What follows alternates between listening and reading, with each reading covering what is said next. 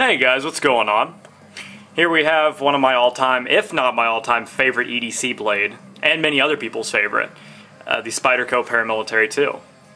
But myself, along with many other knife enthusiasts and or collectors and users, I like to carry a backup aside from my primary blade, usually a smaller knife, you know, so you don't scare people, because like the other night I was at the store and there was an annoying string hanging from my shirt and I just had to cut it off. But I didn't want to pull this out because, you know, the store was crowded. You know, this might scare some people. It looks very quote-unquote tactical, you know. So I pulled out my absolute favorite of all time secondary carry blade, and that is the Boker Subclaw. One in many, many knives in the series, the Boker Subcom line, in collaboration with custom knife maker Chad Los Baños. Just excellent knives, and I wish I could go over each and every model in this video, but I believe there are more than 15 different models in the Subcom line. They're all fantastic. I do have my favorites. You have to go check them out. This is, of course, the Hawkbill style shaped version, the Subclaw. It's a very appropriate name for this blade. Like I said, this is a line by Boker in collaboration with custom knife maker Chad Los Baños. And they have a bunch of different knives by him as well. And it is a Boker Plus knife. But the Boker Plus line has really come a long way. But this knife is fantastic, and I'll get over all the pros in this video. So, first of all, the size. I mean, look at it. It's friggin' the tiny knife. Very thin. Very easy and comfortable to carry. Alright, first of all, on this side you have an FRN scale. Looks very nice. It looks like G10, the appearance and the texture. But it is FRN. It does have a little bit of traction, not as much as G10 of course. And you have these nice milled out grooves right here. Kind of look like a circuit board almost. But looks really cool, I like it. You can see this in a lot of his designs. Opposite side, this is a frame locking knife, as are all of the models. And right here you just have a solid piece of stainless steel. So all the screws are countersunk and flush. Gives us a nice slim design. Very streamlined, I guess you could say. The pocket clip is reversible from tip up or tip down carry, right hand only. It is a very nice strong pocket clip. I like the kind of spoon shape of it.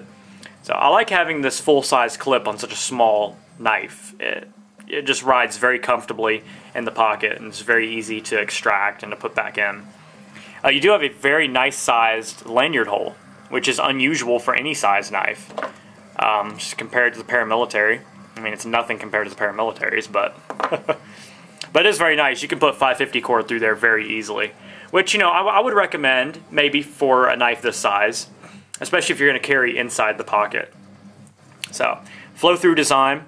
You have 3 pillars or standoffs here. This one acting as the blade stop.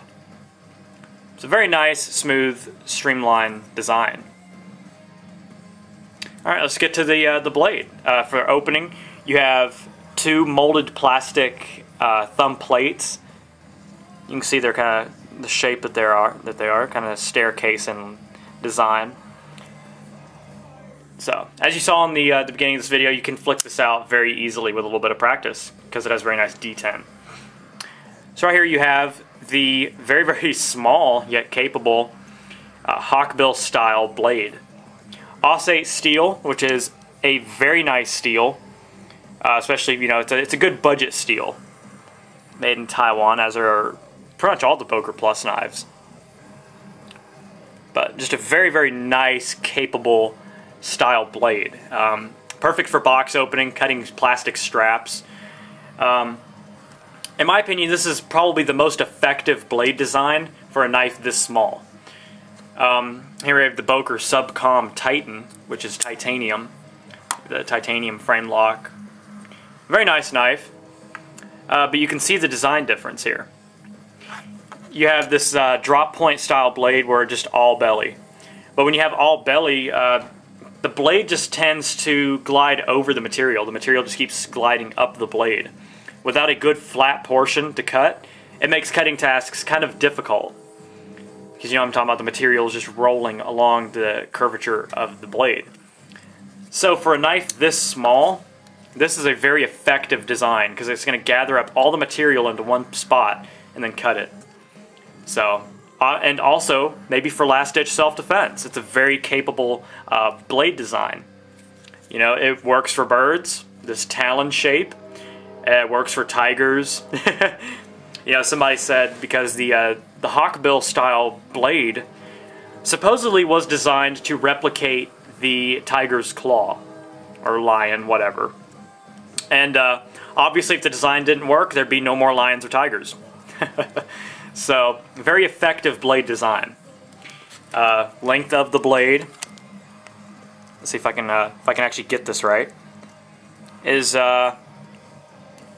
it's almost at about, it's exactly 1 3/4 inches long.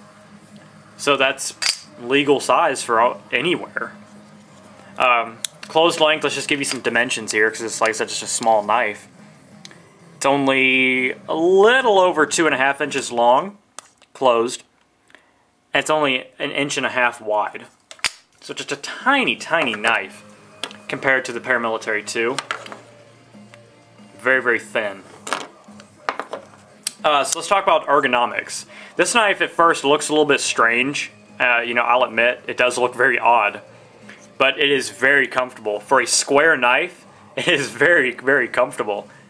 And like I said, you just would not think that it would be. But it has a very deep finger choil right here. You have some jimping right there on the frame lock, which I'll get to that in a minute.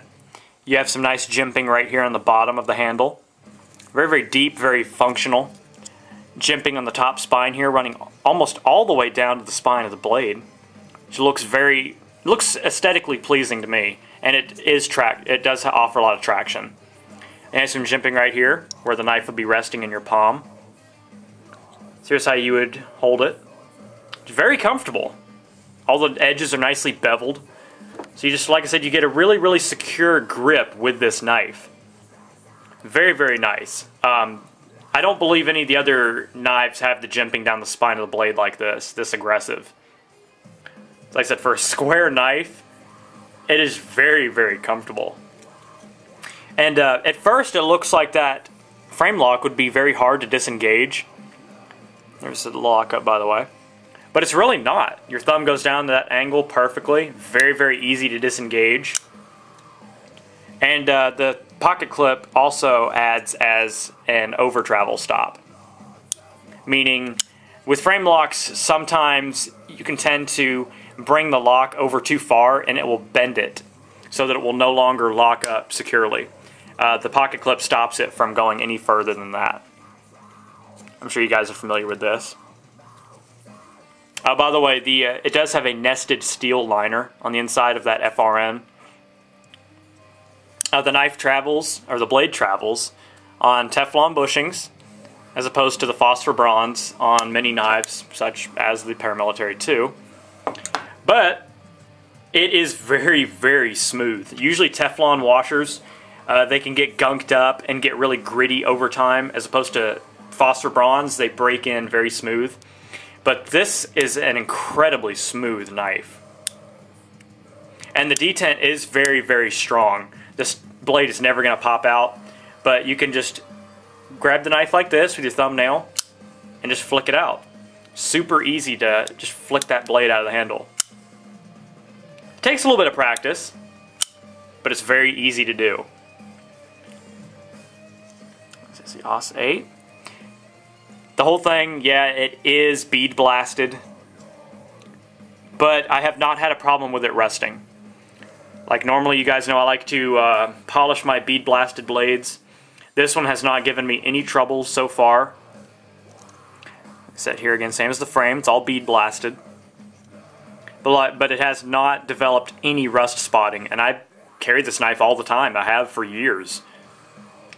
So, lockup, none side to side, absolutely none up and down. None.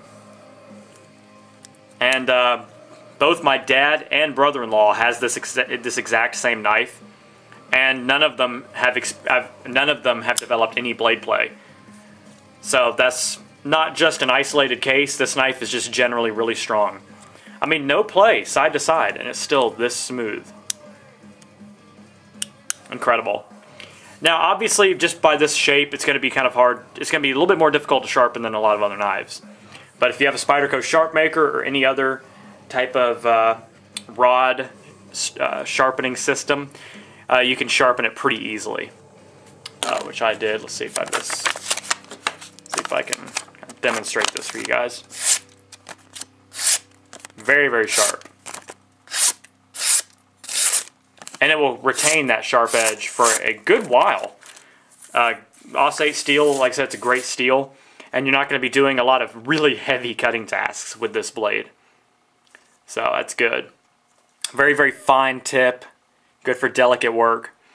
But like I said, this is just an overall fantastic secondary carry, or maybe even primary carry blade. You know, if you have some kind of blade restrictions in your state or town, this is a good option. And if you don't like the Hawkbill style blade, they also come in a rescue model. It's called the Rescom, where it has a hooked shaped blade, like a strap cutter or seatbelt cutter, and that comes in a black and an orange FRN handle scale. You can get the Subcom knives, which the Subcoms are all drop point style blades. You can get those in black, desert tan, foliage green scales. They make the Warcom, which is a Wharncliffe style blade, which I would really like to get my hands on one of those as well. They have a pink Subcom out now on Blade HQ. They have a ton of different models, guys. Definitely worth checking out all of them. I believe you can get any of them, just about any of them, for around $34, $38. I mean, that's a great deal. I mean, yeah, it is a small knife, and you may think that's a little bit overpriced. But just a fantastic knife. Perfect for secondary carry. And I'll link it up here in the corner somewhere. But you can actually catch that pocket clip onto your, not pocket clip, thumb stud onto your pocket and wave it out of your pocket. It takes a little bit of practice, but it can be done. So yeah, just a super high quality, well built knife. Very, very, very comfortable in a multitude of different grips, reverse grip. Just a great overall knife for secondary or perhaps primary carry, or as a pocket or a money clip knife. Maybe carried in your wallet. So it's a great option. Definitely go check one of these out, guys. Highly recommend it. Alright guys, hope you enjoyed. If you have any questions, just drop me a comment. Have a great day. Stay safe, stay sharp, and God bless. Sherman614. Peace.